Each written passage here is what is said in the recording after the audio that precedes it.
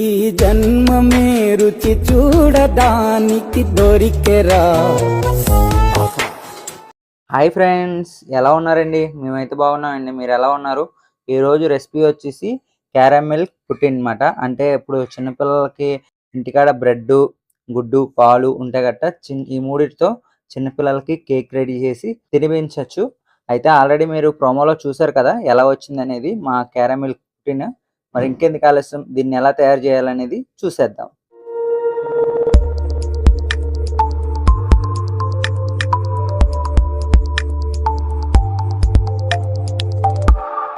ఇంకా caramel pudding cake తయారు చేయడానికి 3 గుడ్లు అయితే తీసుకున్నాము. కప్పుతో పాలు అయితే తీసుకున్నాము. అలాగే ఒక చిన్న కప్పు పంచదార అయితే తీసుకున్నాము. అలాగే 5 బ్రెడ్ ముక్కలు అయితే తీసుకున్నాము మేము. ఇప్పుడు వీటితో మేము క్యారమిల్ పుడ్డింగ్ కేక్ అయితే చేసేస్తున్నాం. ఎలా తయారు చేస్తాం అనేది చూసేయండి. ముందుగా స్టవ్ వెలిగించి పంచదార అయితే వేసుకోవాలి.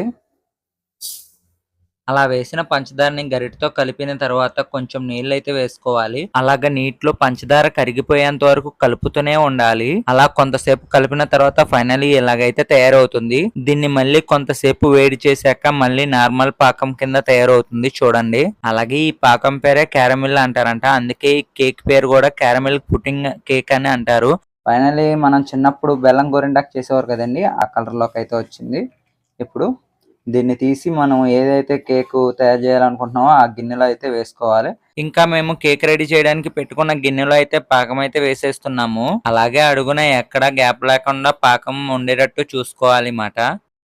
అలా తీసిన పాకాన్ని గిన్నె చుట్టూ అంటుకునేటట్టు ఇలా తిప్పుతూ ఉండాలన్నమాట. పాకం మొత్తం గిన్నె చుట్టూతా అంటుకునేటట్టు ఇలా తిప్పుతూ ఉండాలన్నమాట. మొత్తం పాకం గిన్నె చుట్టూతా అంటుకోవాలి. ఎంత తొందరగా చేస్తే అంత ఫాస్ట్ గా చేసేయాలన్నమాట. ఎందుకంటే పాకం మళ్ళీ గట్టి కట్టేస్తుంది కాబట్టి. ఫైనల్లీ పాకం చేసిన గిన్నె చూసారా, ఎంతలా చేసినా సరే ఇక్కడైతే మాకు లైట్ గా పాకం అయితే పట్టేసింది. ఇది కేక్ తయారు చేసిన తర్వాత సెట్ అవుతుందంట, నా వైఫ్ అయితే చెప్పింది. ఆ తర్వాత మనం తీసుకున్న బ్రెడ్ ముక్కల్ని మిక్సీలో అయితే వేసుకోవాలి. ఇలాగా మేమైతే తీసుకున్న 5 బ్రెడ్ ముక్కలను మిక్సీలో అయితే వేసేస్తున్నాము. ఇంకా ఆ బ్రెడ్ ముక్కల్ని మనం మిక్సీలో వేసుకొని గ్రైండ్ చేసుకోవాలన్నమాట. ఫైనల్లీ గ్రైండ్ చేసిన తర్వాత ఇలాగైతే ఉంటుంది మనకి ముక్కలు. వాటిల్లో షుగర్ అయితే వేసుకోవాలి. ఆ తర్వాత అలా గ్రైండ్ చేసిన బ్రెడ్ ముక్కల్లోని షుగర్ అయితే వేసుకోవాలి. షుగర్ వేసుకున్న తర్వాత ఎగ్స్, మనం తీసుకున్న 3 ఎగ్స్ కూడా దాంట్లోనే వేసుకోవాలన్నమాట. 3 ఎగ్స్ దాంట్లో వేసుకొని అలాగే 3 ఎగ్స్ తో పాటు పాలు కూడా వేసుకోవాలి. మిక్సీ వేసుకోవాలన్నమాట. అలా మిక్సీ చేసిన తర్వాత లోపల మనకి పాలు, బ్రెడ్, పంచదార, ఎగ్ 3 కలిపిన తర్వాత జ్యూస్ లాగా ఇలా ఉంటుంది అన్నమాట. మిశ్రమం ఒక జ్యూస్ లా తయారవుతుంది. ఇలాగా చూడండి.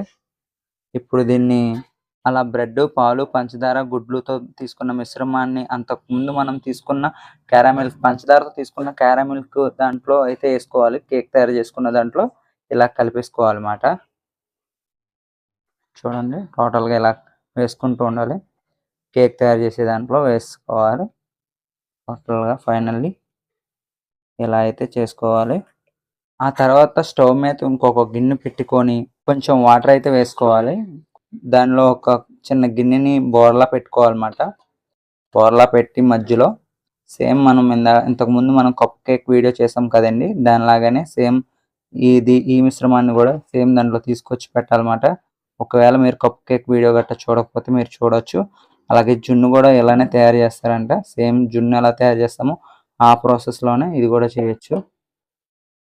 చూడండి, ఫైనల్లీ ఇలా పెట్టుకోవాలన్నమాట. దీన్ని కొంతసేపు వరకు ఉడికించాలంట. ఒక 10 నిమిషాల నుంచి 20 నిమిషాల వరకు తగినంతసేపు ఉడికిస్తే క్యారమిల్ పుడ్డింగ్ కేక్ అయితే రెడీ అయిపోతుంది. దాన్ని అలా ఒక హాఫ్ అన్ అవర్ తర్వాత మేమైతే మూత అయితే తీసామండి. ఇప్పటికి ఒక హాఫ్ అన్ అవర్ తర్వాత ఉడికింది. మేమైతే అనుకున్నాము ఒక 10-20 మినిట్స్ తర్వాత అయితే ఉడుకుద్ది అనుకున్నాం, కానీ ఒక హాఫ్ అన్ అవర్ అయితే పట్టింది టోటల్ గా మాకు టైం. ఫైనల్లీ కేక్ అయితే రెడీ అయిపోయింది. క్యారమిల్ పుడ్డింగ్ కేక్ అయితే ఫైనల్లీ రెడీ అయిపోయింది. అలా తీసిన కేక్ ను ఒక 10 మినిట్స్ వరకు ఫ్రిడ్జ్ లో అయితే పెట్టుకోవాలి. 10 నిమిషాలు పెట్టిన తర్వాత మనకి ఫ్రిడ్జ్ లో నుంచి బయట తీసిన తర్వాత ఇలా అయితే ఉంటుంది. ఇప్పుడు సైడ్లు కట్ చేసుకోవాలన్నమాట. మనం అలా ఫ్రిడ్జ్ లోంచి తీసిన తర్వాత సైడ్లు ఇలా కట్ చేసుకోవాలి. అలా కట్ చేసుకున్న తర్వాత ఇప్పుడు దాని మీద ప్లేట్ అలా బోర్లాయించి ఇలా రివర్స్ తిప్పుకోవాలన్నమాట. అలా రివర్స్ తిప్పుకొని కేక్ని తీసేస్తే క్యారమిల్ పుడ్డింగ్ కేక్ అయితే రెడీ అయిపోయింది. ఇంకా ఆ తర్వాత కొంచెం కలర్ఫుల్గా కనిపించాలని చెప్పేసి దాని మీద మేము జీడిపప్పులతో గార్నిష్ అయితే చేసామండి. ఫైనల్లీ ఈ గార్నిష్ చేసిన తర్వాత ఇప్పుడు దీన్ని టేస్ట్ అయితే శశిక ఖ్యాతి చేసి మీకు టేస్ట్ ఎలా ఉందనేది చెప్తారు. శశిక, ఖ్యాతి, మీకు సర్ప్రైజ్. కళ్ళు మూసుకోండి. సర్ప్రైజ్ కలుతారండి మీకోసం క్యారమిల్ పుడ్డింగ్ కేక్. తిని ఎలా ఉందో చెప్పండి. ఓకేనా? ఓకేనా ఖ్యాతి? ఓకేనా శశిక? తిని ఎలా ఉందో చెప్పండి. ఓకేనా? తినండి తినండి.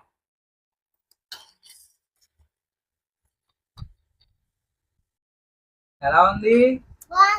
బాగుందా? సూపరా?